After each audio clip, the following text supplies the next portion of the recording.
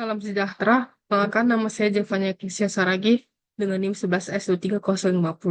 Pada saat ini saya akan memberikan penjelasan terkait praktikum minggu kedua untuk mata kuliah cerita. Nah, jadi di sini merupakan implementasi dari algoritma Uniform Cost Search atau UCS yang digunakan untuk mencari jalur dengan biaya terendah dari satu titik awal ke titik tujuan pada sebuah graf. Jadi program ini saya mulai dengan melakukan import pada modul heap queue di sini yang berfungsi untuk mengelola priority queue. Eh, Kemudian di sini ada fungsi utamanya, yaitu Uniform Cost Search, Graph Start Node, Goal Node, yang menerima tiga parameter, yaitu sebuah graf yang direpresentasikan dalam bentuk adjacency list, ada start node sebagai simpul awal, dan goal node sebagai simpul tujuannya.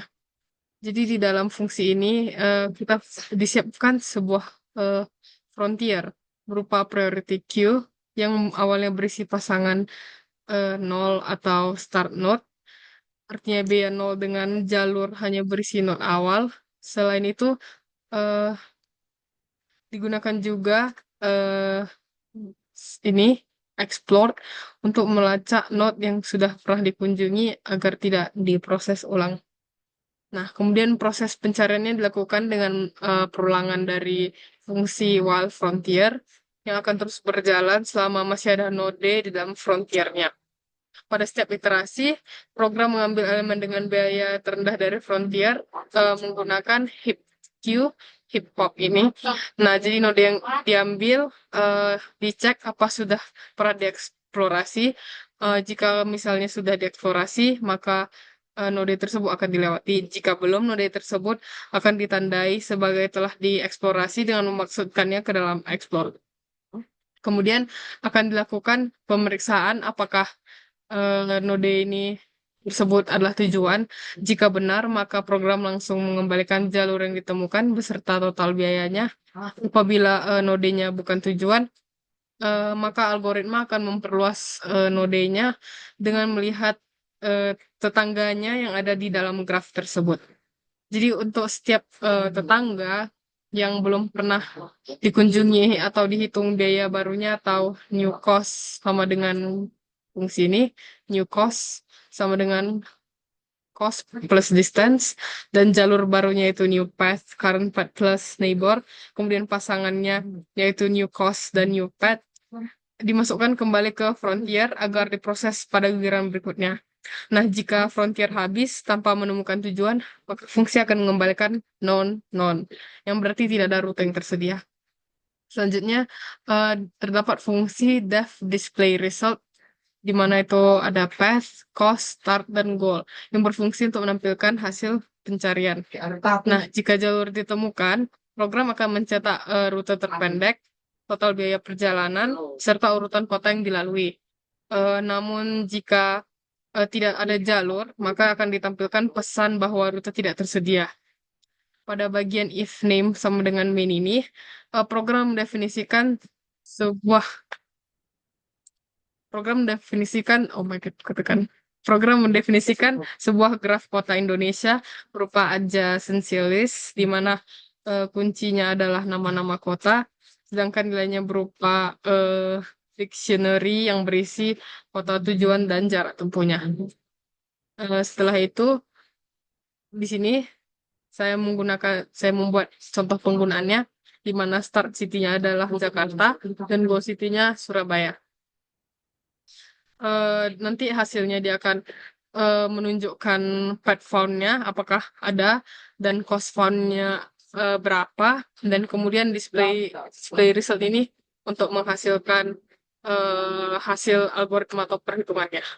Maka ketika kodenya di run, dia akan menghasilkan codingan seperti ini, yaitu mencari rute dari Jakarta ke Surabaya. Jadi di sini rutenya ditemukan dan rute terpendek ditemukan. Berikut ada total jarak dan path-nya. Begitu juga di sini saya juga ada memasukkan contoh penggunaan lain, yaitu start city-nya Bandung dan goal city-nya Bali. Berikut hasil run dari codingannya.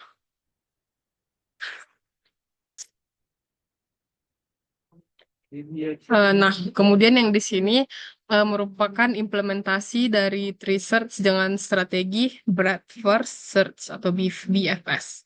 Jadi pada di awal programnya ini saya melakukan import modul DQ dari Pustaka Collections untuk membuat antrian yang mendukung operasi FIFO itu first in dan first out. Jadi fungsi utamanya ini bernama Tree Search BFS, graph start node dengan goal node. Jadi dia menerima 3 parameter, yaitu ada si graph sebagai representasi grafnya nanti.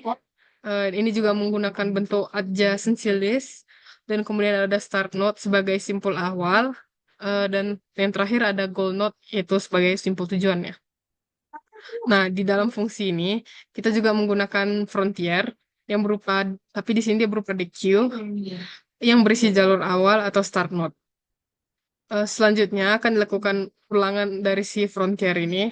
Jadi selama pada setiap iterasi, program akan mengambil jalur pertama dari antrian menggunakan pop left, lalu dia akan mengambil node terakhir dari jalur tersebut sebagai current node.